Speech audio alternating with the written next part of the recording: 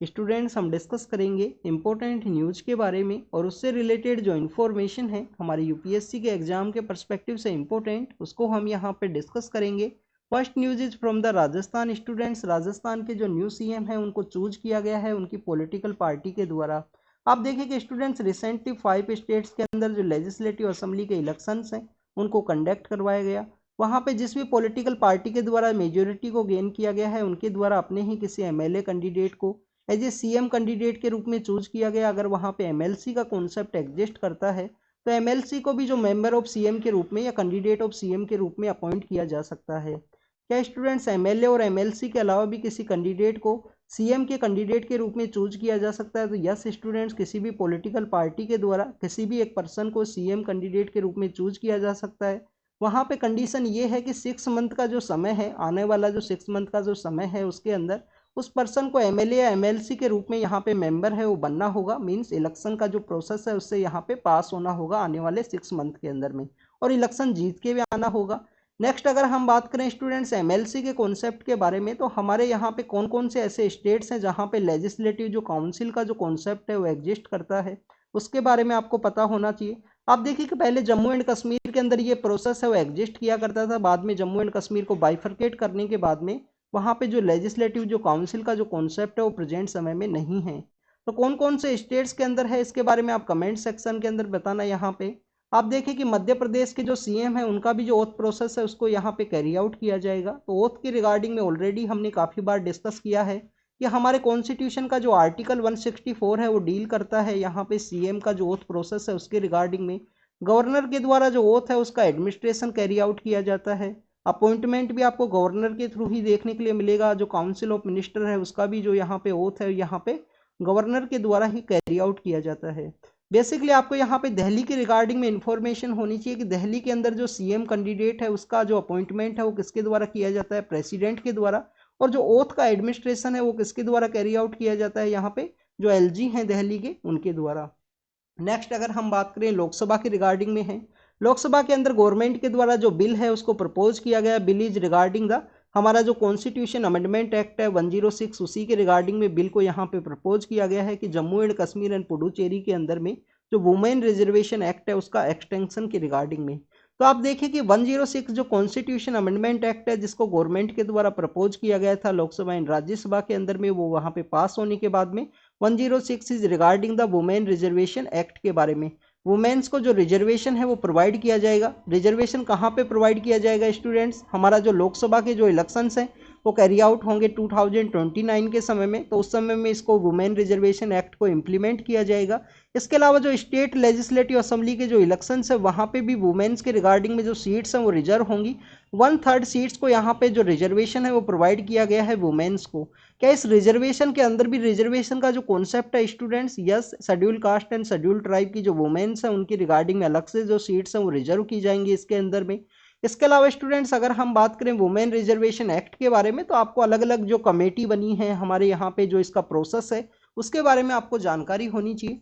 आप देखिए कि 106 जो कॉन्स्टिट्यूशन अमेंडमेंट एक्ट है वो प्रेजेंट समय में एग्जिस्टेंस के अंदर में आया। उससे पहले 108 जो कॉन्स्टिट्यूशन अमेंडमेंट बिल हुआ करता था उसका भी एक डेडलॉक की वजह से वो यहाँ पे पेंडिंग हुआ करता था उस समय पार्लियामेंट के अंदर में। इसके अलावा स्टूडेंट्स अगर हम बात करें 1996 के समय में, 1996 के समय एक कमेटी बनती है जिसके द्वारा सजेस्ट किया गया था कि वुमेन्स को जो रिजर्वेशन है वो प्रोवाइड किया जाए हमारी जो लोकसभा और state legislative assembly election state legislative assemblies हैं उनके वहाँ पे। तो 96 के उस कमेटी का क्या नाम है? गीता मुखर्जी कमेटी है। गीता मुखर्जी कमेटी है, उस समय में एग्जिस्टेंस के अंदर में आई। उसके बाद में और भी जो कमेटीज हैं वो समय समय पे बनी हैं। आप देखिए कि 1979 के समय हमारी गवर्नमेंट के द्वारा एक कन्वेंशन है उसको भी रेटिफाई किया गया था। कन्वेंशन का सिग्नेटरी है इंडिया। कौन सा convention students? Elimination of discrimination. जितना भी यहाँ पे डिस्क्रिमिनेशन है उसको एलिमिनेट करना है अगेंस्ट द वुमेन। तो एलिमिनेशन ऑफ डिस्क्रिमिनेशन के रिगार्डिंग में है। Elimination of discrimination against the women का एक बेसिकली कन्वेंशन है जिसको इंडिया के द्वारा सिग्नेटरी है। तो इसकी वजह से इंडिया को यहाँ पे इन एक्ट्स को रेटिफाई करने का जरूरत था, इन एक्ट्स का इम्प्लीमेंटेशन का जरूरत था। नेक्स्ट अगर हम बात करें स्टूडेंट 2022 के समय भी एक वुमेन हमारे जो जितने भी लेजिस्लेचर्स हैं उनका एक मीटिंग ऑर्गेनाइज हुआ जिसको कि हम त्रिवेंद्रपुरम डिक्लेरेशन के रूप से जानते हैं। त्रिवेंद्रपुरम डिक्लेरेशन के अंदर भी यही डिस्कस किया कि वुमेन्स को जो रिजर्वेशन है वो प्रोवाइड किया जा सके। तो आपको त्रिवेंद्रपुरम डिक्लेरेशन, गीता मुखर्जी कमेटी 1969 का जो कन्वेंशन है, UN convention regarding the elimination of all kind of discrimination against the women, इन सभी के बारे में जानकारी होनी चाहिए। तो उस रिजर्वेशन एक्ट को जम्मू एंड कश्मीर एंड पुडुचेरी का जो स्टेट असेंबलीज है उसके अंदर एक्सटेंड किया गया है, उनके अंदर वहाँ पे उनको दिया गया है वहाँ पे रिजर्वेशन। आप देखिए कि जम्मू एंड कश्मीर के बारे में कल भी हमने डिस्कस किया था, वहाँ पे जो सुप्रीम कोर्ट के द्वारा, गवर्नमेंट के द्वारा जो भी डिसीजंस लिए गए उसको अपहोल्ड किया गया है सुप्रीम कोर्ट के द्वारा। 2016-17 के समय वहाँ पे लास्ट टाइम जो इलेक्शन है वो कैरी आउट करवाए गए थे। This is all the information related to the Jammu and Kashmir and Puducherry के बारे में। एक आपको पुडुचेरी के बारे में आर्टिकल 240 के बारे में भी पता होना चाहिए। आर्टिकल 240 क्या है? पीस एंड गुड गवर्नेंस के रिगार्डिंग में प्रेसिडेंट के द्वारा जो वहाँ पे कानून है वो बनाए जा सकते हैं। तो हमारी कौन कौन सी यूनियन टेरिटरी हैं जिसके अंदर आर्टिकल 240 के थ्रू प्रेसिडेंट के द्वारा peace, progress and good governance के पर्सपेक्टिव में जो कानून है वो बनाए जा सकते हैं? पुडुचेरी के अंदर ओनली उसी समय में बनाए जाएंगे जिस समय में पुडुचेरी बेसिकली वहाँ पे जो लेजिस्लेटिव असेंबली है वो एग्जिस्ट नहीं करती है। नेक्स्ट अगर हम बात करें, दिल्ली पुलिस का एक यहाँ पे रिपोर्ट है, report is regarding the accidents के पर्सपेक्टिव से, जिसमें बताया गया है कि रोड के जो एक्सीडेंट्स हैं, जो फैटिलिटीज़ हैं वो यहाँ पे इंक्रीज हुई हैं लास्ट ईयर के अंदर में। ये पुलिस का एक रिपोर्ट है जिसके अंदर भी इसको बताया गया। इसके अंदर आप देखें कि सबसे ज़्यादा जो रिस्क है वो पेडेस्ट्रियन बेसिकली मीन्स जो पैदल चलने वाले जो लोग हैं उनको यहाँ पे सबसे ज़्यादा रिस्क है वो बताया गया है। सबसे ज़्यादा जो रोड एक्सीडेंट्स है उन्हीं से रिगार्डिंग में आपको उनको देखने के लिए मिलते हैं। इसके अलावा आप देखें कि गोल्डन आवर अपॉर्चुनिटी भी है। गोल्डन आवर का भी एक कॉन्सेप्ट है रोड एक्सीडेंट्स के अंदर में। गोल्डन आवर क्या है स्टूडेंट्स? कि एक्सीडेंट होने का जो 1 आवर का जो समय है, 1 एंड 2 आवर का जो समय है, अगर उस समय उनको ट्रीटमेंट प्रोवाइड किया जा सकती है तो उनकी जो जान है वो बचाई जा सकती है, उनकी जो लाइफ है उसको सेव किया जा सकता है। उसी के रिगार्डिंग में काफ़ी सारे स्टेट्स के द्वारा गुड सैमरिटन जो लॉज हैं उनको यहाँ पे इम्प्लीमेंट किया गया है, क्योंकि बेसिकली ऐसा देखने के लिए मिलता है जिस कैंडिडेट के द्वारा उसको हॉस्पिटल के अंदर पहुंचाया गया उसी के अगेंस्ट में पुलिस के द्वारा जो केस है वो फाइल कर दिया जाता था काफ़ी बार। उसके बाद में गुड सैमरिटन लॉज हैं उनको यहाँ पे इम्प्लीमेंट में किया गया। कर्नाटका फर्स्ट स्टेट है जिसके द्वारा गुड सैमरिटन लॉज है उनको इम्प्लीमेंटेशन के अंदर लाया गया।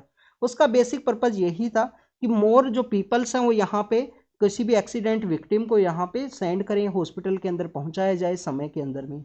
नेक्स्ट अगर हम बात करें, आम आदमी नाम का जो पार्टी है, आम आदमी पार्टी जो है जो बेसिकली एक नेशनल पार्टी का उसको स्टेटस है। तो आप देखिए कि उनके द्वारा minister of housing and urban affairs का जो मिनिस्ट्री है, मिनिस्ट्री ऑफ अर्बन अफेयर्स का जो ministry of housing and urban affairs है उसको यहाँ पे बेसिकली पेटिशन फाइल किया गया कि उनको बेसिकली जो लैंड है वो अलोकेट की जाए, क्योंकि उनके द्वारा नेशनल पार्टी का जो स्टेटस है वो यहाँ पे गेन किया गया है।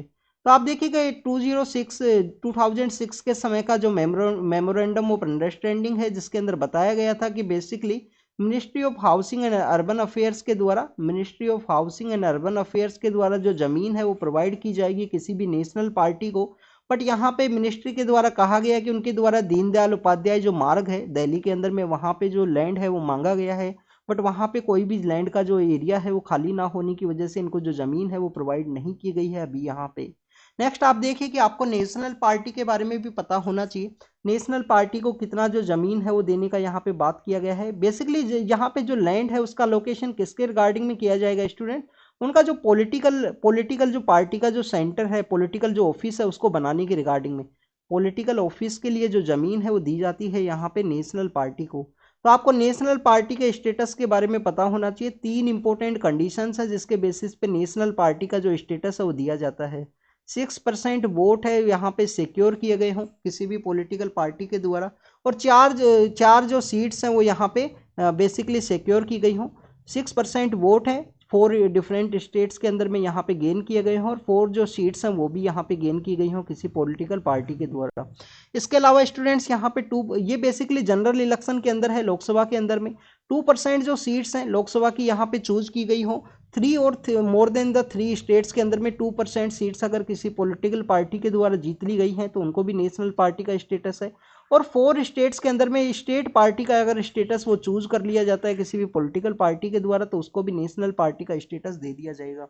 आप देखिए आम आदमी पार्टी के द्वारा दिल्ली है, पंजाब है, गोवा और गुजरात के अंदर में दिल्ली में उनका गवर्नमेंट है, पंजाब में उनका गवर्नमेंट है, गुजरात और गोवा के अंदर में उनका जिस तरीके से यहाँ पे स्टेट पार्टी का स्टेटस उन्होंने गेन किया, उसके बाद में उनको नेशनल पार्टी का जो स्टेटस है इसी साल मार्च के समय दे दिया गया है इलेक्शन कमीशन के द्वारा। इलेक्शन कमीशन के 1968 के रूल्स है जिसके अंडर में नेशनल पार्टी इन सब का जो स्टेटस है वो दिया जाता है यहाँ पे पॉलिटिकल पार्टीज की परफॉर्मेंस के बेसिस पे।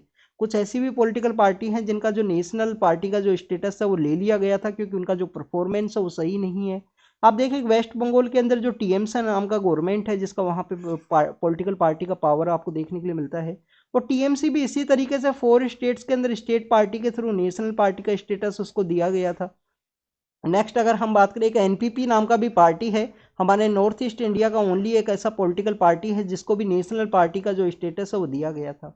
Next is regarding the Tihar का एक स्टोर के बारे में है। आप देखिए कि हमारे यहाँ पे जो प्रिजन के अंदर जो पर्सनस हैं उनको उनकी रिगार्डिंग में जो स्टोर है उसको बनाया गया है। तो आपको हमारा जो जस्टिस सिस्टम है उसके बारे में जानकारी होनी चाहिए, हमारा जो क्रिमिनल रिफॉर्म सिस्टम है उसके बारे में पता होना चाहिए। तो स्टूडेंट्स क्रिमिनल रिफॉर्म सिस्टम का जो मेन मोटिव क्या है, आप देखिए कि किसी भी पर्सन यहाँ पे कन्विक्टेड हुआ किसी केस के अंदर, उसके द्वारा कोई क्राइम कर दिया गया, तो उसका मेन जो पर्पज है हमारा जो क्रिमिनल रिफॉर्म सिस्टम है उसका मेन पर्पज क्या है, क्या जेल के अंदर डाल देना किसी पर्सन को मेन उसका मोटिव है। तो मेन मोटिव आपको 4 इंपॉर्टेंट पिलर्स के ऊपर देखने के लिए मिलेगा कि रिहेबिलिटेशन उनका होना चाहिए कि प्रॉपर वे में वो रिहेबिलिटेट कर सके, दोबारा से यहाँ पे इंटरलिंक हो सके सोसाइटी के साथ में। इसके अलावा उनका यहाँ पे अगर हम बात करें जो डेटरेंस प्रोसेस है वो होना चाहिए हमारे क्रिमिनल जस्टिस सिस्टम के अंदर में। रिहेबिलिटेशन है, डेटरेंस है, डेटरेंस के अलावा अगर हम बात करें रेट्रीब्यूशन है, पनिशमेंट है। तो ये 4 ऐसे प्रिंसिपल हैं जिसके ऊपर हमारा जो क्रिमिनल जस्टिस सिस्टम है वो वर्क करता है। इसके अंदर में आपको जॉन रोल्स का जो थ्योरी है फेयर जो जस्टिस सिस्टम है उसके रिगार्डिंग में है जॉन रोल्स का थ्योरी, प्लेटो का थ्योरी है जस्टिस सिस्टम के रिगार्डिंग में, उसके बारे में आपको कभी ना कभी आपने जरूर रीड किया होगा पॉलिटिकल थ्योरीज के अंदर में इसके बारे में। तो आप देखिए कि तिहाड़ स्टोर सिस्टम क्या है। Tihar store system basically Tihar के जो प्रिजनर्स हैं उनका रिगार्डिंग में एक स्टोर है उसको बनाया गया है, उनके द्वारा इस स्टोर को मेंटेन किया जाता है। और इस स्टोर के अंदर में आप देखिए कि आप कोई ना कोई जो सामान है वो खरीद सकते हो, कुछ समय के लिए वर्क करता है। 7 AM से लेकर 6 PM का जो समय है उस समय तक ये स्टोर सिस्टम है वो वर्क करता है। मेन मोटिव यही है प्रिजनर्स को यहाँ पे सोसाइटी के साथ में इंटरलिंक करना, उनका जब यहाँ पे जो पनिशमेंट है वो ख़त्म होने के बाद में वो सोसाइटी के साथ में इंटरलिंक कर सके और समझ सके कि कोई भी क्राइम है उनके द्वारा ना किया जाए। नेक्स्ट अगर हम बात करें कहाँ पे ये सिचुएटेड है, दिल्ली के अंदर ये सिचुएटेड है। दिल्ली के अंदर भी अगर हम बात करें JB टीटो मार्ग है। अब ये JB टीटो मार्ग को मैंने क्यों मेंशन किया, आप देखिए कि दिल्ली के अंदर जब अगर आप विजिट करोगे तो सेंट्रल पार्ट ऑफ दिल्ली के अंदर में 5 या 10 आपको कुछ ऐसे जो एरियाज हैं वो मिलेंगे जिनका जो नेमिंग है बाहर के जो पॉलिटिकल लीडर्स हैं उनके नाम के बेसिस पे किया गया है। तो आप देखिए कि 1960 के समय जो नॉन अलाइन मूवमेंट है, 1960 के समय जो नॉन अलाइन का मूवमेंट है जिसमें इंडिया के द्वारा उस कोल्ड वॉर के सिचुएशन के समय उसको इनिशिएट किया गया था, मेन मोटिव यही था कि किसी भी पॉलिटिकल ब्लॉक को हम ज्वाइन ना करें और हमारा जो डेवलपिंग कंट्रीज का जो नए नए यहाँ पे जिनको फ्रीडम अचीव किया गया है उनका एक मूवमेंट चले, नॉन अलाइन मूवमेंट, उसी के बेसिस पे उन पॉलिटिकल लीडर्स का नाम है वो किया गया था सेंट्रल दिल्ली के अंदर कुछ रोड्स का। JB टीटो उस समय यूगोस्लाविया नाम का जो कंट्री है उसके पॉलिटिकल लीडर हुआ करते थे। तो this is all the information related to the prison के बारे में है और इन सभी के बारे में हमने डिस्कस किया। नेक्स्ट आप देखिए कि संजय राउत नाम के जो पॉलिटिकल पर्सन है उनके अगेंस्ट में जो सेडिशन का जो चार्ज है वो लगाया गया है। हमारे लिए इम्पोर्टेंट है सेडिशन, यवतमाल डिस्ट्रिक्ट है महाराष्ट्र के अंदर में, वहाँ पे इनके अगेंस्ट में केस फाइल किया गया है कि इनके द्वारा PM के अगेंस्ट में जो डेरोगेटरी जो कमेंट्स हैं जो वर्ड्स हैं वो यूज किए गए हैं। आप देखिए कि सेडिशन के बारे में अगर हम बात करें, मैकोले नाम का जो कमेटी है 1837 में मकोले नाम का जो कमेटी है उसके द्वारा इसको फ्रेम किया गया था। जेम्स स्टेफिन नाम के जो पर्सन है उनके द्वारा इंसर्ट किया गया हमारा जो इंडियन पीनल कोड है। इंडियन पीनल कोड का जो सेक्शन 124A है, section 124A means basically amendment process के द्वारा इसको बाद में ऐड किया गया है। तो स्टेफिन नाम के जो पर्सन है उसके द्वारा हमारे IPC के अंदर में सेक्शन 124A के अंडर में इसको इंसर्ट किया गया था सेडिशन। सेडिशन क्या है, किसी भी कंट्री के अगेंस्ट में उसका जो यहाँ पे सॉर्निटी है, इंटीग्रिटी है, उसको लोअर डाउन करने का कोशिश करना वर्ड्स के थ्रू या सिग्नल्स के थ्रू। इसके रिगार्डिंग में आप देखें कि इंडिपेंडेंस के समय हमारे जो अलग अलग एक्ट्स हैं वो आपको देखने के लिए मिलते हैं। आप देखिए कॉलोनियल एरा के समय जो ब्रिटिश अथॉरिटीज़ हैं उनके द्वारा इनका यूज किया जाता था हमारे जितने भी पॉलिटिकल लीडर्स हैं उनका जो मूवमेंट है उसको सप्रेस करने के रिगार्डिंग में। काफ़ी सारे ऐसे लीडर हैं, लोकमान्य तिलक हैं हमारे, और भी काफ़ी सारे लीडर हैं जिनके अगेंस्ट में जो सेडिशन के जो चार्जेस हैं वो लगाए गए हैं समय समय पे ब्रिटिश अथॉरिटीज़ के द्वारा कॉलोनियल एरा के अंदर में। नेक्स्ट अगर हम बात करें हमारे इंडिपेंडेंस के बाद में, आप देखिए 1950 के समय रोमेश थापर नाम का एक केस आपको देखने के लिए मिलता है। रोमेश थापर 1950 का केस है, जिसके अंदर में क्या कहा गया सुप्रीम कोर्ट के द्वारा, रोमेश थापर रोमेश थापर केस के अंदर कहा गया कि स्टूडेंट्स बेसिकली ये हमारा freedom of speech and expression है उसको सप्रेस करता है, सेडिशन का जो चार्ज है। इसके अलावा आप देखें कि 1962 के समय आपको एक और जजमेंट देखने के लिए मिलता है, केदारनाथ जो जजमेंट है, जिसके अंदर इसका जो रेस्ट्रिक्टिव यूज है, उसके मिस यूज का जो प्रोसेस है उसको रोकने की कोशिश की गई इसी जजमेंट के थ्रू। केदारनाथ सिंह का जो जजमेंट है 1962 का against the state of Bihar के रिगार्डिंग में, तो केदारनाथ का जो जजमेंट है उसके बारे में भी बताया गया है, 1962 का है, वर्सेज स्टेट ऑफ बिहार है, जिसके अंदर बताया गया कि इसका यूज़ वहीं पे किया जाए जहाँ पे रियल वे में यहाँ पे स्टेट का जो मशीनरी है उसको लोअर डाउन करने का कोशिश किया गया, एंटी इंडिया सेंटीमेंट को वहाँ पे चलाया गया हो। नेक्स्ट अगर हम बात करें तमिलनाडु का जो थुतून कोडी नाम का एरिया है, वहाँ पे स्टरलाइट का एक इंसिडेंट था 2018 का। इंसिडेंट क्या है, आप देखिए कि वेदांता नाम का एक कंपनी है, वेदांता नाम का जो कंपनी है उसका वहाँ पे एक कॉपर का प्लांट था, उसके काफ़ी सारा जो पोल्यूशन है वो देखने के लिए मिला। वहाँ के प्लांट के द्वारा अपना जो प्रोडक्शन है उसको इंक्रीज किया गया, उसी के अगेंस्ट में वहाँ के जो लोकल पर्सनस है वो प्रोटेस्ट करते हैं, जिसमें काफ़ी सारे लोगों का वहाँ पे डेथ हुआ था पुलिस की फायरिंग की वजह से। सीबीआई के द्वारा इंक्वायरी की गई, ओनली एक यहाँ पे जो पुलिस ऑफिसर हैं उनको यहाँ पे चार्ज किया गया, तो हाई कोर्ट के द्वारा क्वेश्चन किया गया है कि चार्ज शीट के अंदर ओनली एक ही पर्सन का नाम क्यों है उसके रिगार्डिंग में।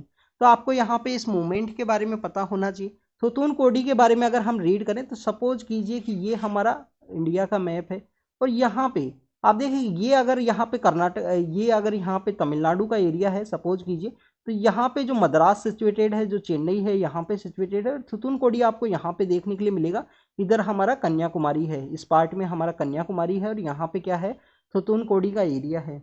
थुतुन कोडी वैसे भी पुलिस एट्रोसिटीज़ की वजह से जाना जाता है। कोविड-19 के समय भी वहाँ पे देखिए कि कुछ जो बेसिकली डेली वेज वर्कर्स हैं उनको पुलिस के द्वारा एट्रोसिटी में अंदर कस्टोडियल डेथ है वो देखने के लिए मिला था, जब वर्ल्ड के अंदर जो ब्लैक लाइव्स मैटर का जो कॉन्सेप्ट है वो चल रहा था, ब्लैक लाइव्स मैटर का जो कॉन्सेप्ट चल रहा था उसी समय में।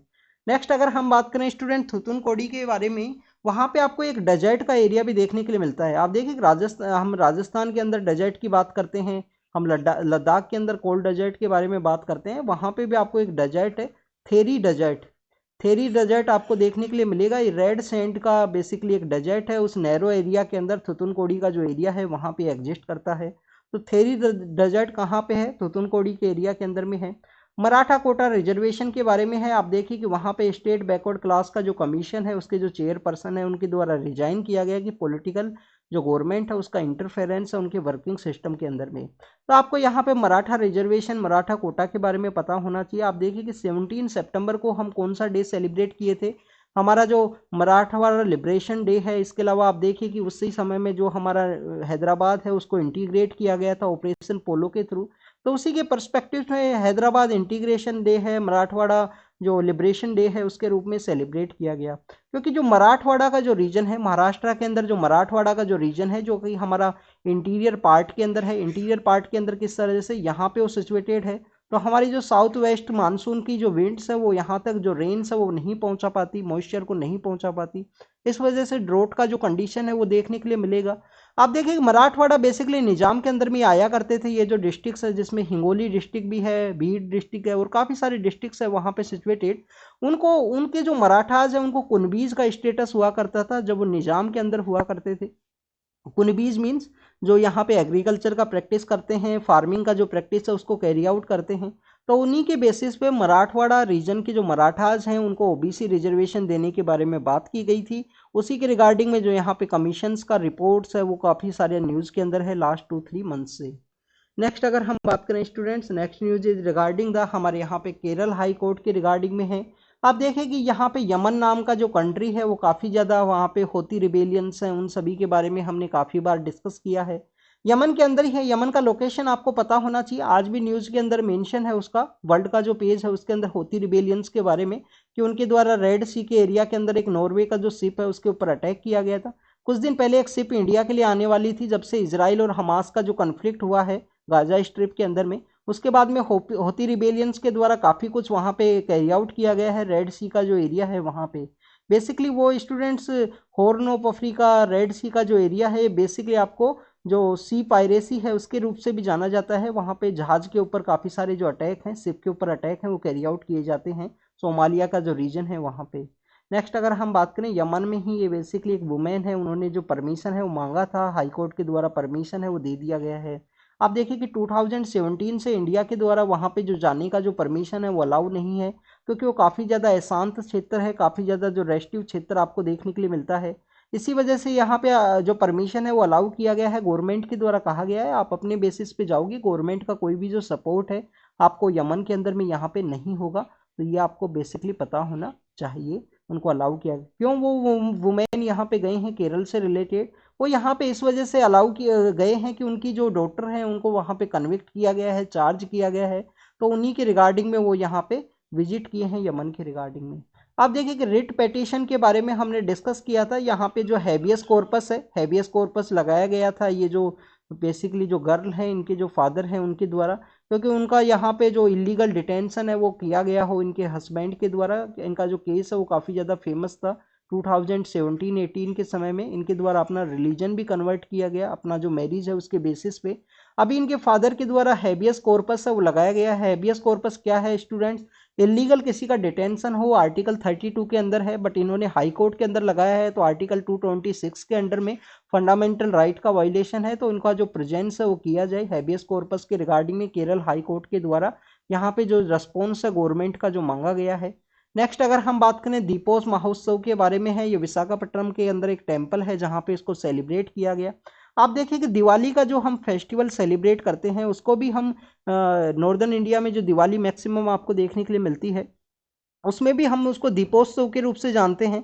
इसके अलावा स्टूडेंट्स उसको पंचोत्सव के रूप से भी जानते हैं, क्योंकि 5 फेस्टिवल्स हैं जो रेगुलर 5 डेज के रूप में सेलिब्रेट किए जाते हैं। तो यहाँ पे दीपोत्सव है जिसको सेलिब्रेट किया गया है बेसिकली कहाँ पे? विशाखापट्टनम के अंदर एक हिल के एरिया के ऊपर एक टेम्पल सिचुएटेड है, उसी का जो फोटो है वो शो किया गया है। आप देखिए कि आंध्र प्रदेश के अंदर जो वहाँ का एक पॉलिटिकल पार्टी है उसका एक विंग के द्वारा कहा गया कि स्पेशल स्टेटस हमारा एक मेन एजेंडा होगा आने वाले इलेक्शंस के अंदर में। तो स्पेशल स्टेटस का कॉन्सेप्ट क्या है हमारे? अगर हम बात करें फिफ्थ फाइनेंस कमीशन जो है, फिफ्थ फाइनेंस कमीशन के द्वारा ये एक स्पेशल स्टेटस है वो एग्जिस्टेंस के अंदर में आया था। फिफ्थ फाइनेंस कमीशन 1969 के समय जो गाडगिल फॉर्मूला है उसके थ्रू इसको फ्रेम किया गया। गाडगिल फॉर्मूला के थ्रू कुछ ऐसे एरियाज हैं, कुछ ऐसे स्टेट्स हैं जिनको बेसिकली स्पेशल स्टेटस दिया जाएगा। क्या तो वो हिली एरिया के अंदर सिचुएटेड हो, हिली एरिया के अंदर सिचुएटेड हो, वहाँ पे लो इकोनॉमिक बेसिकली जो रिसोर्सेज हो। इसके अलावा अगर हम बात करें लो पॉपुलेशन डेंसिटी हो, लो पॉपुलेशन वहाँ पे डेंसिटी हो, इंटरनेशनल बॉर्डर के साथ में अपना जो एरिया है वो शेयर करता हो, स्टेट का जो फाइनेंस है वो काफ़ी कम हो, इकोनॉमिक यहाँ पे बैकवर्डनेस हो उस स्टेट के अंदर में। तो उन्हीं सब क्राइटेरिया के बेसिस पे उसको स्पेशल स्टेटस है वो प्रोवाइड किया जाता है। जहाँ पे आपको जो 90 और 10 का जो रेशियो है वो देखने के लिए मिलेगा। किसके अंदर में 90-10 का रेशियो? किसी भी स्कीम के रिगार्डिंग भी गवर्नमेंट जो सेंट्रल गवर्नमेंट है उसके द्वारा जो मोर मनी है उसको कैरी आउट किया जाएगा। तो this is regarding the special status. सबसे पहले कौन से स्टेट को यहाँ पे जो स्पेशल स्टेटस है वो ग्रांट किया गया? तो जम्मू एंड कश्मीर, इसके अलावा असम और नागालैंड नाम के जो स्टेट्स हैं उनको पहले स्पेशल स्टेटस है वो ग्रांट किया गया था। उसके बाद में आप देखें कि हमारे नॉर्थ ईस्ट के जो स्टेट्स हैं, हमारे जो हिमालयन स्टेट्स हैं उनको स्पेशल स्टेटस है वो दिया गया है। 14 फाइनेंस कमीशन के द्वारा स्पेशल स्टेटस का जो कॉन्सेप्ट है उसको बंद करने के बारे में बात की गई थी। तो कुछ स्कीम्स के रिगार्डिंग में है जिसके सेंटर के द्वारा जो मोर मनी है उसको कैरी आउट किया जाएगा अगर कोई स्टेट यहाँ पे बैकवर्ड है 5-4 क्राइटेरिया के बेसिस पे। बिहार के अंदर भी ये डिमांड आपको देखने के लिए मिलती है, बट आप देखिए कि बिहार का जो इंटरनेशनल बॉर्डर तो उनके द्वारा शेयर किया जाता है, नेपाल के साथ में वो शेयर करते हैं, बट हिली एरिया आपको नहीं देखने के लिए मिलेगा बिहार के अंदर में। तो इसका भी एक न्यूज़ हमने कुछ दिन पहले डिस्कस किया था। आप देखिए कि गेम चेंजर के रूप में एक एडिटोरियल है, editorial regarding the gene therapy के पर्सपेक्टिव से है। जीन थेरेपी के बारे में अगर हम बात करें स्टूडेंट्स, यहाँ पे यूके का जो ड्रग रेगुलेटरी है उनके द्वारा कुछ जो थेरेपीज हैं उनको अलाउ किया गया है। दैट इज रिगार्डिंग द जो हमारा सिकल सेल एनीमिया का जो डिजीज है, जो सिकल सेल का जो डिजीज है उसके पर्सपेक्टिव से ये काफ़ी ज़्यादा एक इम्पोर्टेंट रोल है वो प्ले किएगा। इसके अलावा आप देखिए कि बेटा थैलेमेसिया नाम का जो यहाँ पे जो प्रॉब्लम है उसको भी डील करने के रिगार्डिंग में काफ़ी ज़्यादा इंपॉर्टेंट रोल है वो गेम प्ले करेगा ये बेसिकली जीन का जो थेरेपी है। अब इसके अंदर में थेरेपी का जो नेम है उसके बारे में आपको पता होना चाहिए। थेरेपी का जो नेम है उसके बारे में आपको पता होना चाहिए। एक थेरेपी का नाम दिया गया है कैसगेवी यहाँ पे नाम दिया गया है, जिसके अंदर जो क्रिस्पर Cas9 है उसको यूज किया जाएगा। इसके अलावा स्टूडेंट्स अगर हम बात करें, एक यहाँ पे जो थेरेपी है उसका नाम है लाइफ जीनिया का जो कॉन्सेप्ट है। तो इसके अंदर बेसिकली क्या एक्टिविटी है उसको कैरी आउट किया जाएगा। सबसे पहले तो आपको सिकल सेल एनीमिया के बारे में पता होना चाहिए। हमारे इंडिया के अंदर भी सबसे ज़्यादा ये जो ट्राइबल कम्युनिटी है उसके अंदर आपको देखने के लिए मिलता है सिकल सेल एनीमिया का जो प्रॉब्लम है उसके बारे में। नेक्स्ट अगर हम बात करें कैसगेवी जो जीन थेरेपी है, जिसके अंदर में बेसिकली यहाँ पे जो क्रिस्पर Cas9 का जो कॉन्सेप्ट है स्टूडेंट्स आपको ये पता होना चाहिए। क्रिस्पर जो Cas9 है ये यूपीएससी के द्वारा 2-3 टाइम्स वो क्वेश्चन है वो पूछ लिया गया है। जीन थेरेपी के पर्सपेक्टिव से एक इंपॉर्टेंट एक सीजर के रूप में ये काम करता है जीन के अंदर कोई भी एडिटिंग का जो कॉन्सेप्ट है उसके रिगार्डिंग में। तो आप देखिए कि क्रिस्पर Cas9 का जो टेक्नोलॉजी है उस टूल को यहाँ पे यूज किया जाएगा। पहले आप देखिए कि बोन नैरो जो ट्रांसप्लांट का जो कॉन्सेप्ट है उसको यूज किया जाता था। इसके अलावा अगर हम बात करें लाइफ जीनिया के कॉन्सेप्ट के अंदर में, इस जीन थेरेपी के कॉन्सेप्ट के अंदर में जो लेंटिवायरस है उसको डिसेबल रूप में एक वेक्टर के रूप में इंट्रोड्यूस किया जाएगा। वहाँ पे वो ब्लड जो स्टीम सेल है उसके अंदर जीन का जो प्रोसेस है उसको कैरी आउट करेगा, जिसमें हीमोग्लोबिक जो थिंग्स हैं उनको यहाँ पे कंट्रोल किया जाएगा इस प्रोसेस के अंदर में। इसके अलावा आपको यहाँ पे Cas9 है उसको यूज़ किया जाएगा जो कैसगेवी नाम का जो टेक्निक है उसके अंदर में। तो ये इन्फॉर्मेशन है 2024 तक ये एग्जिस्टेंस के अंदर में आ सकता है। मार्च 2024 तक अगर यहाँ पे कंटिन्यूस इसका प्रोसेस रहा, इसके जो बेनिफिट रिजल्ट्स हैं वो देखने के लिए मिले। तो आप देखिए हम हमारी जो ट्राइबल कम्युनिटीज़ हैं उसके अंदर भी इसको यूज़ कर सकते हैं।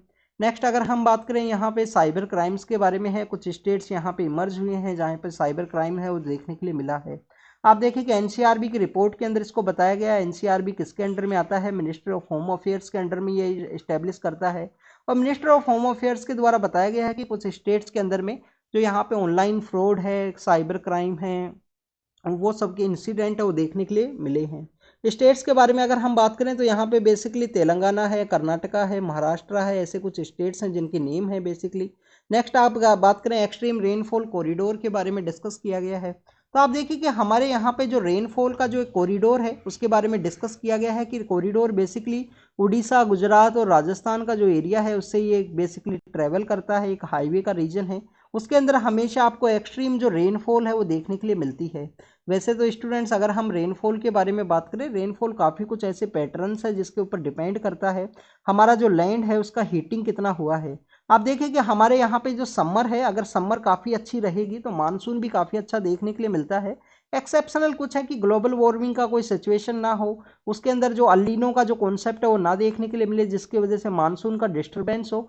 अगर मानसून का जो समर का जो समय है काफ़ी ज़्यादा यहाँ पे हीटिंग हुआ, जैसे तिबेतियन प्लेट्यू का एक इंपॉर्टेंट रोल है, अगर हीटिंग टू मच यहाँ पे देखने के लिए मिला तिबेतियन प्लेट्यू के रीजन के अंदर में, तो उसकी वजह से स्टूडेंट्स क्या होगा, यहाँ पे जो लो प्रेशर का एरिया क्रिएट होगा और यहाँ पे अगर हम बात करें इंडियन ओशियन के अंदर हाई प्रेशर है वो क्रिएट होगा। इसकी वजह से इनका जो मूवमेंट है वो रहेगा लो प्रेशर के रिगार्डिंग में, और लो प्रेशर के इस मूवमेंट के रिगार्डिंग में काफ़ी अच्छी जो रेनफॉल है वो देखने के लिए मिलेगी। तो इसमें गुजरात राजस्थान का एक हाईवे का एरिया है, कुछ एक्सट्रीम एरिया है राजस्थान के जो साउथ ईस्टर्न एरिया के अंदर में कोटा, झालावाड़ उस के रीजन के अंदर बताया गया है। और इसके अलावा उड़ीसा तक ये कॉरिडोर बनता है जिसके अंदर एक्सट्रीम रेनफॉल है वो देखने के लिए मिलती है, उसके बारे में यहाँ पे डिस्कस किया गया। नेक्स्ट अगर हम बात करें स्टूडेंट्स अर्जेंटीना के जो इलेक्शंस है उसके बारे में है। अर्जेंटीना के एक नए पॉलिटिकल पर्सन है वो पावर के अंदर में आए हैं, तो उनके बारे में आपको पता होना चाहिए। उन्हीं के इलेक्शन के प्रोसेस के समय में एक जो वर्ड है एनार्चो कैपिटलिज्म, वो भी यहाँ पे न्यूज के अंदर था, उसको भी मेंशन किया गया है आज के न्यूज़पेपर के अंदर में। एनार्चो कैपिटलिज्म क्या है, जिसके अंदर बताया गया कि जो सभी जो वर्क हैं वो यहाँ पे प्राइवेट जो फर्म्स है, प्राइवेट जो कंपनीज है उसको यहाँ पे कैरी आउट कर दिया जाए, उनको दे दिया जाए। Basically that is about the state के अंदर जो लॉ एंड ऑर्डर का जो कॉन्सेप्ट है एनार्चो कैपिटलिज्म में, उसको यहाँ पे बैन कर दिया जाए और प्राइवेट जो फर्म्स है उनको लॉ एंड ऑर्डर का जो रिस्पॉन्सिबिलिटी है वो दे दी जाए। अर्जेंटीना के इस इलेक्शन के बारे में बात करें, जो न्यू प्रेसिडेंट यहाँ पे इलेक्ट होकर आए हैं उससे पहले आपको देखिए कि आपको यहाँ पे अर्जेंटीना का जो मैप है, अर्जेंटीना का जो मैप है उसके बारे में यहाँ पे आपको जानकारी होनी चाहिए। सपोज करना स्टूडेंट्स ये लैटिन अमेरिका है, सपोज कीजिए लैटिन अमेरिका है, तो यहाँ पे जो अर्जेंटीना है वो सिचुएटेड है। इस पार्ट के अंदर कौन सा कंट्री है स्टूडेंट्स? यहाँ पे आपको देखने के लिए मिलेगा चिली है यहाँ पे सिचुएटेड। चिली के अलावा आप देखें कि यहाँ पे उरुग्वे नाम का कंट्री है, यहाँ पे कौन सा कंट्री है? यहाँ पे पैराग्वे है, यहाँ पे बोलीविया है, यहाँ पे बोलीविया है, यहाँ पे कौन सा कंट्री है स्टूडेंट्स? यहाँ पे पैराग्वे है, उरुग्वे है और बोलीविया है। अब आपको यहाँ पे एक और इन्फॉर्मेशन होनी चाहिए। हम जब भी यहाँ पे काफ़ी बार हम डिस्कस करते हैं ABC, अर्जेंटीना है, बोलीविया है और चिली है, इसके बारे में हमने काफ़ी बार डिस्कस किया है। तो ये किसके रिगार्डिंग में कॉरिडोर है जो बनता है, जो कि लैटिन अमेरिका के अंदर सिचुएटेड है। तो ये तीनों कंट्रीज के अंदर जो लिथियम है वो काफ़ी अच्छी संख्या में पाया जाता है, जिसको है हम लिथियम ट्राइंगल के रूप से भी जानते हैं। अभी अर्जेंटीना के रिगार्डिंग में क्या यहाँ पे मेन है, एक तो देखिए कि फाइनेंस का काफ़ी सारा प्रॉब्लम है, इन्फ्लेशन आपको देखने के लिए मिलेगा। यहाँ पे जो न्यू पॉलिटिकल लीडर जो पावर के अंदर आए हैं उनके द्वारा डिस्कशन किया गया, डिसीजन लिया गया है कि जो रसिया, चाइना, इस तरीके की जो इकोनॉमीज़ है उनके साथ अपने रिलेशंस है वो यहाँ पे उनको थोड़ा डिसकंटिन्यू किया जाएगा। जो ओपन मार्केट का जो कॉन्सेप्ट है वर्ल्ड के अंदर में, open market is like the USA है और भी सारी जो कंट्रीज हैं उनके साथ में उनका जो रिलेशंस है उसको डेवलप किया जाएगा। ये अर्जेंटीना के बारे में है। लिथियम ट्रायंगल के बारे में हमने डिस्कस किया। नेक्स्ट इज अबाउट द यहाँ पे इलेक्शन के बारे में है। इलेक्शन कमीशन आप देखिए कि यहाँ पे सुप्रीम कोर्ट के द्वारा एक जजमेंट दिया गया था। सुप्रीम कोर्ट के द्वारा जजमेंट क्या था मार्च के मंथ के अंदर में, कि यहाँ पे जो इलेक्शन कमिश्नर हैं उन chief election commissioner and election commissioner का जो अपॉइंटमेंट है उसके प्रोसेस के बारे में था कि उनका जो अपॉइंटमेंट किया जाएगा यहाँ पे उनका जो कमेटी है उसके अंदर PM रहेंगे। PM के अलावा आप देखिए कि कौन है, लीडर ऑफ अपोजिशन को रखा गया है लोकसभा के अंदर में, और चीफ जस्टिस ऑफ इंडिया को यहाँ पे रखा गया है उस कमेटी के अंदर में, कि जब तक पार्लियामेंट के द्वारा कानून नहीं बनता है ये जो सिलेक्शन कमेटी है वो कैरी आउट करेगा यहाँ पे जो चीफ इलेक्शन कमिश्नर और इलेक्शन कमिश्नर का अपॉइंटमेंट प्रोसेस के अंदर में। उसके बाद में गवर्नमेंट के द्वारा अगस्त के मंथ के अंदर में यहाँ पे जो कानून है, जो लॉ है उसको प्रपोज किया गया, उस लॉ को यहाँ पे पास करवा लिया गया है राज्यसभा के अंदर। उसी के डिस्कशन के अंदर अपोजिशन पार्टीज के द्वारा एलिगेशंस लगाए गए कि इसके अंदर कंप्लीटली एग्जीक्यूटिव का इंटरफेरेंस आपको देखने के लिए मिलेगा। अब एग्जीक्यूटिव का इंटरफेरेंस किस तरीके से, आप देखिए कि PM रहेंगे इसकी सिलेक्शन कमेटी के अंदर में। PM के अलावा अगर हम बात करें जो लीडर ऑफ अपोजिशन है, लीडर ऑफ अपोजिशन किसके अंदर में, लोकसभा के अंदर में। अगर लीडर ऑफ अपोजिशन नहीं है, वहाँ पे किसी भी पॉलिटिकल पार्टी के द्वारा 10% जो सीट्स हैं वो नहीं सिक्योर की गई इलेक्शन के अंदर में, तो वहाँ पे जो लार्जेस्ट पार्टी है उसके पॉलिटिकल लीडर को अपॉइंट किया जाएगा। और इसके अलावा आप देखिए कि किसी भी यूनियन कैबिनेट मिनिस्टर को अगर यहाँ पे चूज किया गया PM सर के द्वारा, तो ये 3 लोग रहेंगे चीफ इलेक्शन कमिश्नर और इलेक्शन कमिश्नर के अपॉइंटमेंट प्रोसेस के अंदर में। तो आप देखिए कि 2 पर्सन्स यहाँ पे उसी पार्टी के रहेंगे जिनका PM है या जिनका अलायंस है, और लीडर ऑफ अपोजिशन यहाँ से रहेंगे। तो 2:1 का कॉन्सेप्ट के थ्रू ये पास हो सकता है। ऐसा ही अपोजिशन पार्टीज के द्वारा एलिगेशंस लगाए गए कि PM के द्वारा ही चूज किया जाएगा इनको यहाँ पे उनकी पॉलिटिकल पार्टी के द्वारा।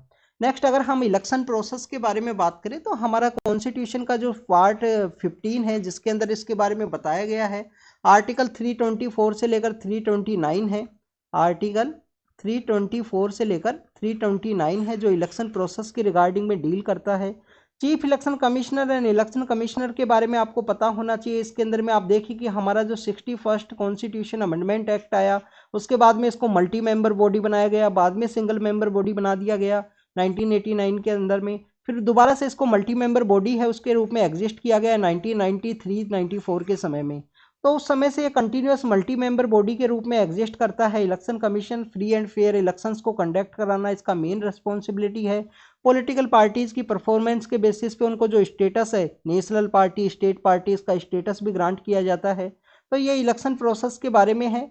और हमारे जो चीफ जस्टिस ऑफ इंडिया है उनका एक स्टेटमेंट है कि डेमोक्रेसी जब ही थ्राइव करती है जब वहाँ पे इंस्टीट्यूशंस थ्राइव करते हैं, क्योंकि इंस्टीट्यूशंस थ्राइव करेंगे तो उस कंट्री के अंदर डेमोक्रेसी थ्राइव करेगी। उसके बारे में उनके द्वारा स्टेटमेंट दिया गया था। तो आप देखिए कि जो इलेक्शन कमीशन है, यूनियन पब्लिक सर्विस कमीशन है, हमारा जो controller and auditor general of India है कैग, ये ऐसी एक इम्पोर्टेंट पोजीशंस है जिसके बारे में important bulwark of the Indian constitution का रिकॉग्निशन भी दिया गया था हमारे जो मेन फ्रेमर है डॉक्टर BR अम्बेडकर उनके द्वारा।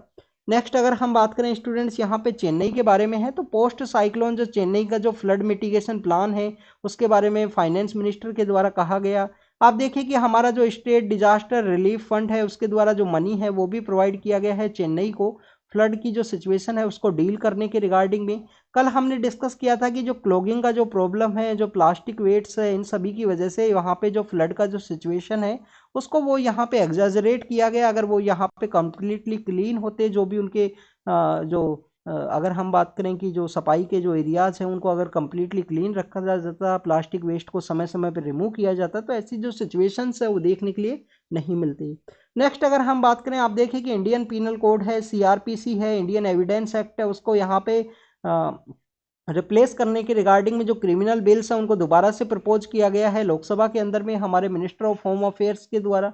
क्यों इनको दोबारा से प्रपोज किया गया स्टूडेंट? जो भी ग्रामेटिकल एरर थे, जो कमेटी स्टेज के अंदर इसको रेफर किया गया था बिल को, तो कमेटी स्टेज के जो भी सिलेक्शंस, जो भी सजेशंस है उनको यहाँ पे बिल के अंदर में ऐड किया गया है। तो उसी के बेसिस पे इसको दोबारा से यहाँ पे प्रपोज किया गया पार्लियामेंट के अंदर में। स्टूडेंट्स अगर हम बात करें, इंडियन पीनल कोड है हमारा, जो इंडियन पीनल कोड है, क्रिमिनल प्रोसीजर कोड है, सीआरपीसी है, इसके अलावा इंडियन एविडेंस एक्ट है, इन तीनों एक्ट्स को यहाँ पे रिप्लेस किया जाएगा। इसके अंदर आपको पता होना चाहिए भारतीय न्याय संहिता है, भारतीय नागरिक सुरक्षा संहिता है, और इसके अलावा भारतीय साक्ष्य जो यहाँ पे एक्ट है, अधिनियम है, उसको यहाँ पे प्रपोज किया गया है। इसके अलावा आपको पता होना चाहिए कि तीनों जो कानून है जिसके अंदर इंडियन पीनल कोड और सीआरपीसी हैं, इंडियन पीनल कोड हमारा 1860 के समय इस्टेब्लिशमेंट में आया था, सीआरपीसी की अगर हम बात करें 1898 के अंदर में है, और इंडियन एविडेंस एक्ट 1972 के समय इस्टेब्लिशमेंट में आया। तो काफ़ी पुराने हो चुके हैं, नए समय का ज़रूरत है। यहाँ पे अगर हम बात करें जो भी प्रपोज किया गया है, जिसके अंदर एक तो टेरर एक्टिविटी के बारे में है कि यूएपीए के अंडर अगर किसी को चार्ज किया जाएगा, किसी के द्वारा इंडिया का अगेंस्ट में कोई एक्टिविटी है, चाहे वो फाइनेंशियल हो, प्रॉपर्टी को डैमेज करना हो, तो उसके अंदर में यहाँ पे जो ऑफिसर है उसका रैंकिंग बताया गया है कि इस ऑफिसर से बिलो रैंक का कोई भी ऑफिसर है जिसके द्वारा केस है वो रजिस्टर नहीं किया जाएगा। नेक्स्ट अगर हम बात करें, वुमेन के पर्सपेक्टिव से डिफाइन किया गया है कि वुमेन को अगर मेंटली हरेस भी किया गया है किसी हाउस के अंदर में, तो उसके अगेंस्ट में केस है वो भी फाइल किया जा सकता है। इसके अलावा अगर हम बात करें क्रुएल्टी अगेंस्ट वुमेन है, उसके बारे में भी यहाँ पे डिस्कस किया गया। चिल्ड्रन का जो एज है वो 18 ईयर यहाँ पे माना गया है कि 18 ईयर से जो यहाँ पे बिलो का अगर कोई पर्सन है तो चिल्ड्रन का जो उसको डेफिनेशन है उसके अंदर में रखा जाएगा। तो this is all the process regarding the criminal bills के बारे में है जो प्रपोज किए गए फिर से यहाँ पे। नेक्स्ट मीटिंग है यहाँ पे क्वेड के बारे में। तो आप देखिए कि क्वेड का मीटिंग है वो ऑर्गेनाइज होने वाला था, डेट्स हैं वो पब्लिकली नहीं अनाउंस की गई थी। ऐसा माना गया था कि रिपब्लिक डे की परेड के रिगार्डिंग में यूएस के जो प्रेसिडेंट है वो विजिट करेंगे। बट आप देखिए कि जो क्वेड के जो तीनों कंट्रीज हैं, हमारा जो रिपब्लिक डे जो हम 26 जनवरी को सेलिब्रेट करते हैं, 26 जनवरी को क्यों सेलिब्रेट करते हैं स्टूडेंट्स हमारा? क्योंकि आप देखिए कि 1929 के समय में कांग्रेस का एक सेशन हुआ था। कहाँ पे हुआ था सेशन? लाहौर के अंदर में। वहाँ पे बेसिकली एक वादा किया गया कि नेक्स्ट जो 26 जनवरी है, ये 1929 का दिसंबर के समय हुआ था ये सेशन, कि 26 जनवरी को हम पूर्ण स्वराज दिवस के रूप में, पूर्ण स्वराज दिवस के रूप में सेलिब्रेट करेंगे। उसी के बेसिस पे हमारा रिपब्लिक डे है वो हम 26 जनवरी को मनाते हैं। हमारा कॉन्स्टिट्यूशन 26 नवंबर को यहाँ पे फ्रेम हो चुका था, 26 नवंबर 1949 को, और उसके 2 मंथ बाद में हमारा जो कॉन्स्टिट्यूशन है वो कमेंसमेंट के अंदर में आया 26 जनवरी 1950 को। उसी को हम यहाँ पे हिस्टोरिकल डे के इन्फ्लुएंस के रूप में पूर्ण स्वराज दिवस के रूप में सेलिब्रेट करते हैं। 1929 के कांग्रेस सेशन को किसने हेड किया था? क्या जवाहरलाल नेहरू ने हेड किया था या सरदार वल्लभ भाई पटेल ने हेड किया था? ये आप कमेंट सेक्शन के अंदर बताना। इसके अलावा आपको एक और इन्फॉर्मेशन होनी चाहिए, 1930 के अंदर कोई भी कांग्रेस का सेशन नहीं हुआ था, और नेक्स्ट सेशन है 1931 के अंदर होगा, वो भी वहीं पे ही हुआ था, कराची के अंदर में। 29 का कहाँ हुआ? लाहौर के अंदर में। 31 का कराची के अंदर, जो प्रेजेंट समय पाकिस्तान के अंदर है। दोनों एरियाज काफ़ी फेमस है, दोनों ही यहाँ पे सेशंस। क्वेड के बारे में बात करें, 4 यहाँ पे कंट्री हैं, जापान है, ऑस्ट्रेलिया है। तो आप देखिए कि जापान के अंदर भी उस समय पार्लियामेंट्री सेशन होता उसी समय में। ऑस्ट्रेलिया के अंदर भी उस समय का जो पार्लियामेंट्री सेशन है वो देखने के लिए मिलेगा, बजट सेशन है। और आप देखिए कि अगर हम बात करें यूएस के जो प्रेसिडेंट है उनका भी यहाँ पे कांग्रेस के अंदर एड्रेस होता है उस समय में।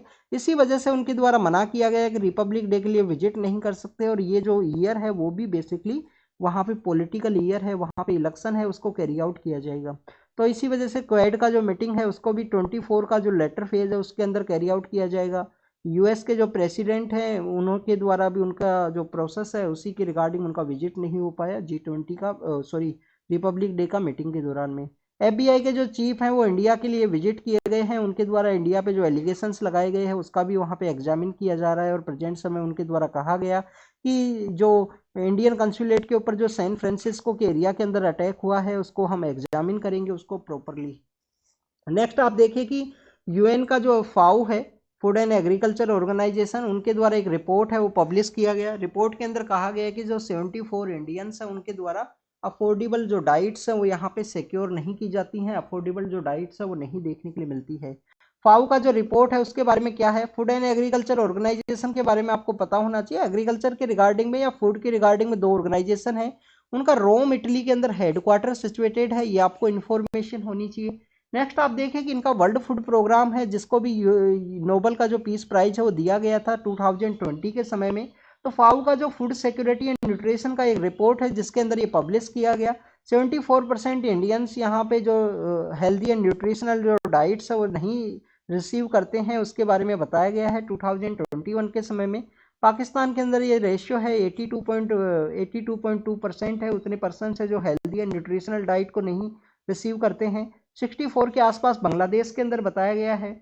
ये बेसिकली वर्ल्ड हेल्थ असेंबली का जो सस्टेनेबल डेवलपमेंट गोल्स के रिगार्डिंग में जो एक मीटिंग है उसी के पर्सपेक्टिव से इस रिपोर्ट को रिलीज किया गया, डाटाज को यहाँ पे बताया गया है। यहाँ पे एक 5 ऐप का जो प्रोविजन है जो कोविड-19 के समय काफ़ी कुछ न्यूज के अंदर में था, तो उसको भी बताया गया है कि food feed and fuel, food feed fuel fertiliser and finance, food feed fuel fertiliser and the finance, ये इंपॉर्टेंट क्राइसिस है कोविड-19 के समय में, तो उनको डील करने का ज़रूरत है।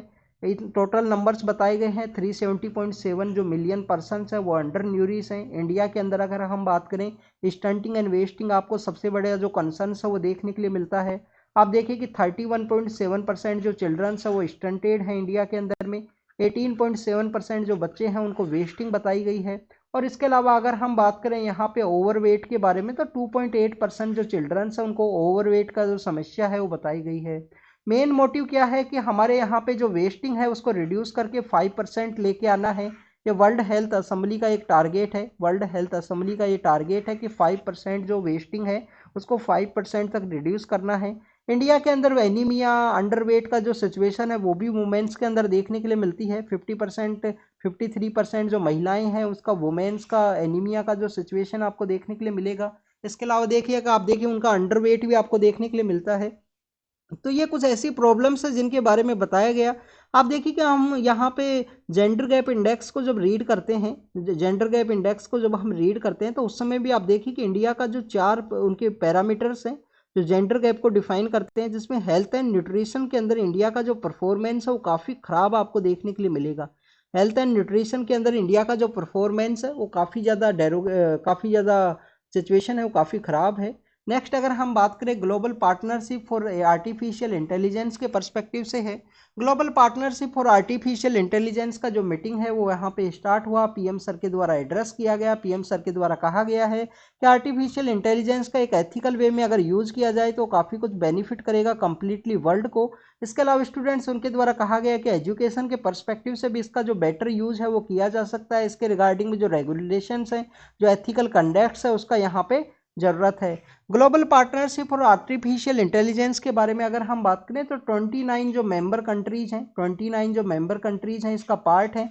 आप देखिए कि यहाँ पे नॉर्थ साउथ अमेरिका के हैं, यूरोप एंड एशिया की जो कंट्रीज हैं वो इसका पार्ट है। इसके अलावा आपको यहाँ पे ये पता होना चाहिए कि चाइना ग्लोबल पार्टनरशिप और आर्टिफिशियल इंटेलिजेंस का पार्ट नहीं है, ये आपको यहाँ पे इंफॉर्मेशन होनी चाहिए।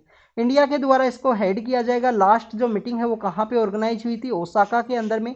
ओसाका कहाँ पे है स्टूडेंट? जापान के अंदर में है। तो लास्ट मीटिंग कहाँ पे ऑर्गेनाइज हुई? ओसाका के अंदर। 2024 के अंदर इसका जो चेयरमैनशिप है, जो लीडरशिप है, इंडिया के द्वारा लिया जाएगा। यहाँ पे 29 मेंबर हैं global partnership for artificial intelligence. PM sir के द्वारा क्या कहा गया कि एथिकल यूज किया जाए, एजुकेशन में इसका यूज हो सकता है और इसके ऊपर प्रॉपर जो रेगुलेशन है उसको कैरी आउट किया जाए। नेक्स्ट अगर हम बात करें स्टूडेंट्स वेस्ट बंगाल के पर्सपेक्टिव से है। आप देखिए कि वेस्ट बंगाल के अंदर में जो बांग्लादेश से इनका एरिया शेयर करता है, वहाँ पे जो स्मार्ट फेंसिंग है उसको कैरी आउट किया गया है, जिससे कि इलीगल जो माइग्रेशन है उसको डील किया जा सके, जो भी यहाँ पे इलीगल जो सप्लाईज हैं उनको डील किया जा सके। तो आप देखिए कि वेस्ट बंगाल का गवर्नमेंट के द्वारा जो प्रॉब्लम्स वहाँ पे क्रिएट किए गए, उसमें यहाँ पे सेंटर और स्टेट का जो कन्फ्लिक्ट है वो देखने के लिए मिला है। नेक्स्ट अगर हम बात करें होती रेबिलियंस के बारे में, हमने डिस्कस किया था, तो होती रेबिलियंस के द्वारा यहाँ पे एक शिप के ऊपर अटैक किया गया है, नॉर्वे की ये शिप है। तो आपको रेड सी का एरिया के बारे में पता होना चाहिए। सपोज करना स्टूडेंट्स कि ये यहाँ पे बेसिकली क्या है, ये अरेबियन पेनिनसुला है, ये रेड सी का एरिया है। तो रेड सी को यहाँ से जो कनेक्ट करने वाली जो स्ट्रेट है वो कौन सी है, इस स्ट्रेट का नाम आपको पता होना चाहिए। ये बेबल मंदाब है या स्टेट ऑफ हॉर्मूज है, बेबल मंदाब है या स्टेट ऑफ हॉर्मूज है। अरेबियन पेनिनसुला के दोनों ही साइड्स के अंदर जो स्ट्रेट्स लोकेटेड हैं उनका लोकेशन के बारे में आपको पता होना चाहिए। नेक्स्ट इजराइल के बारे में है। इजराइल के द्वारा वेस्ट बैंक के एरिया के अंदर कुछ पैलेस्टीनियन पर्सन्स को यहाँ पे मार दिया गया, तो उसके बारे में इंफॉर्मेशन है, बीबीसी के पर्सपेक्टिव से है। चाइना के द्वारा अपने जो रिलेशंस है वियतनाम के साथ में मोर वे में स्ट्रेंथन किए जाएंगे, वहाँ पे जो उनके पॉलिटिकल लीडर हैं वो विजिट करेंगे, उसके बारे में यहाँ पे बताया गया है। पाकिस्तान के अंदर में आप देखिए कि पेशावर का जो रीजन है वहाँ पे पाकिस्तान आर्मी के ऊपर अटैक हुआ है, उसके बारे में यहाँ पे डिस्कस किया गया। तालिबान से लिंक है, ये जो अटैक वहाँ पे कैरी आउट किया गया है तालिबान के पर्सपेक्टिव से है। आप देखिए कि पाकिस्तान के अंदर में एक पॉलिटिकल लीडर हैं, उनको यहाँ पे दोबारा से लाया गया है वहाँ की आर्मी के द्वारा, और कहा गया है कि अब ये फिट है कंटेस्ट करने के रिगार्डिंग में, जो भी केस हैं वो उनकी रिगार्डिंग में यहाँ पे ख़त्म कर दिए गए हैं। यहाँ पे पाकिस्तान के बारे में आपको एक इन्फॉर्मेशन ये होनी चाहिए कि अभी तक वहाँ पे आफ्टर द इंडिपेंडेंस एक भी पीएम ऐसा नहीं है, एक भी पीएम ऐसा नहीं है जिसने 5 ईयर का जो टेन्योर है वो कंप्लीट किया हो। वहाँ पे जो कम्प्लीटली जो पावर है वो आप देखिए कि प्रेजेंट समय में तो उनका जो फॉरेन पॉलिसी है वो कम्प्लीटली चाइना के हैंड में है। चाइना पाकिस्तान इकोनॉमिक कॉरिडोर के बारे में और चाइना के थ्रू जिस तरीके से उनको सपोर्ट प्रोवाइड किया जाता है। इसके अलावा स्टूडेंट्स आप देखिए कि आर्मी का जो डिक्टेटरशिप है वो भी वहाँ पे देखने के लिए मिलता है। तो ये ऐसे काफ़ी कुछ ऐसे रीजन्स है जिसकी वजह से पाकिस्तान के अंदर पॉलिटिकल अनस्टेबिलिटी है, और वही एक रीजन है जिसकी वजह से वहाँ पे टू मच पोवर्टी एंड जो प्रोग्रेस है वो नहीं देखने के लिए मिलती है। नेक्स्ट अगर हम बात करें स्टूडेंट्स, यहाँ पे न्यूज़ है गाजा स्ट्रिप के बारे में। इजराइल के द्वारा कंटिन्यूस अटैक्स हैं वो कैरी आउट किए गए हैं गाजा स्ट्रिप्स के अंदर में, तो और वहाँ पे सिविलियन पॉपुलेशन को कंटिन्यूस जो प्रॉब्लम्स है वो फेस होनी पड़ रही हैं। तो आपको यहाँ पे एक तो रेड सी को कौन सा स्टेट है वो कनेक्ट करता है उसके बारे में पता होना चाहिए। वियतनाम का लोकेशन देख लेना, अगर आपको तो लिटिल बिट समय हो यहाँ पे तो उसको आप एक बार ज़रूर से देख लेना। तो this is all the information related to the today's newspaper. इसको आप रीड कीजिए, रिवाइज कीजिए और जो भी इंफॉर्मेशन है उसको नोट डाउन कीजिए। तो thank you students, thank you very much.